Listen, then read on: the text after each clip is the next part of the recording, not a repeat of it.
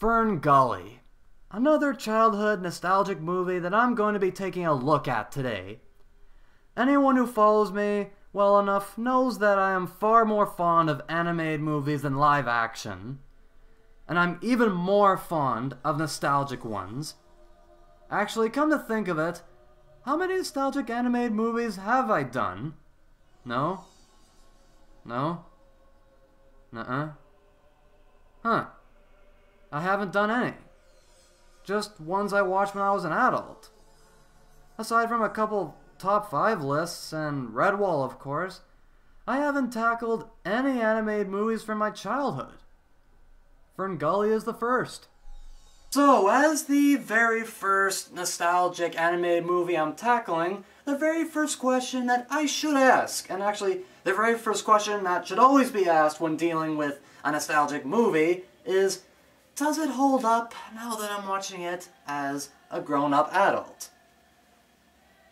No. No, it doesn't really. No.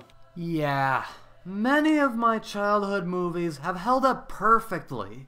Even a few of the Land Before Time sequels, as you probably already know. This does not. It is not a terrible movie per se, but it is pretty mediocre. Although, it's not without its redeeming qualities. I mean, Alan Silvestri's score is great. Tim Curry, as you would probably expect, is great. And the climax is also pretty good.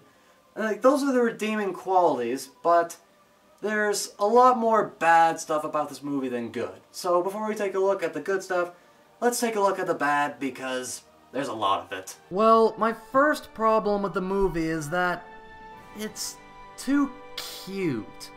Or, I'm not sure if that's the right word. I can't quite put my finger on it, but there was just something about this movie's tone, or its upbeat attitude, that I just don't like. You know, my friend Dan, back in our review of the first Redwall season, he felt that it was, how did he put it?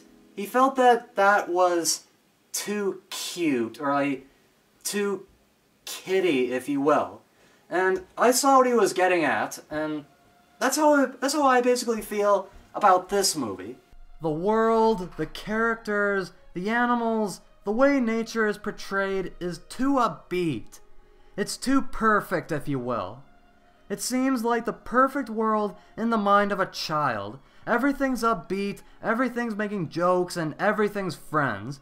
Nothing about this world, except for the big bad humans, of course, is dark or wrong, making it very bland, dull, and uninteresting. I mean, compare that to movies like The Land Before Time, or The Secret of Nim, or Bambi. Yeah, those movies had a lot of upbeat scenes, but they also, the worlds they were in had darkness and complexities that helped make them feel mature, that helped make them feel like they were for a viewing family, and that ultimately helped them to hold up when I watched them as an adult. And Ferngully just doesn't have that. And not to mention that the two leads are just not interesting characters. Krista is your typical, perfect, bland heroine, and Zach is just some dumb city guy who changes his views kind of sporadically. And the romance between them is boring. I literally do not care at all about these two as romantic leads. It was like I was watching Avatar in animated form. As you probably already tell, I didn't like that love story either. And yeah, the environmental message is very not subtle. It's like, so in your face to almost vomit-inducing levels. And it really doesn't help that they decide to bring magic into it. Like, saying that magic, creates everything. Like, what? Okay, that was fucking stupid. And it also, like I said before, that the message is in your face, like, not subtle, And it is, of course, executed in that one-dimensional nature, pure good, and humans, big, bad, and evil way. Now, allow me to compare this with what is probably the pinnacle environmental film, Princess Mononoke. Now, it is perhaps a bit unfair to compare tiny little insignificant Ferngully with a monumental earth-shattering masterpiece like Princess Mononoke, but I'm going to anyway. In Princess Mononoke, nature is portrayed as an unaccommodating force that's unforgiving and cruel, but has such beauty and majesty that it demands respect, and to be preserved by those who can see such beauty and majesty in it. And the humans aren't one-dimensional, evil bad guys. They have sympathetic qualities, and are just people that want a piece of the pie of life. These things make the environmental message in this movie far more profound and three-dimensional. And this movie, of course, plays the nature good, humans bad card. Like, the animals and the fairies are swell blokes, kind of obnoxiously so, and the humans... Actually, now that I think of it, the humans actually weren't pure evil. Like, they were just guys doing their job, so I guess I gotta give the movie credit for that. But it still portrayed their actions as pure evil. And after Princess Mononoke, that is just frustratingly one-dimensional. So that's what I don't like about the movie. But what's good? Well, Alan Silvestri's score is great. As a matter of fact, it's the most memorable thing about this movie. The climax is so great because this is where Silvestri's score really starts to kick in. The Spirit of the Trees is a wonderful, ethereal-sounding track that fits the scene's beautiful animation perfectly, and the tracks during Hexus's scenes are chillingly haunting.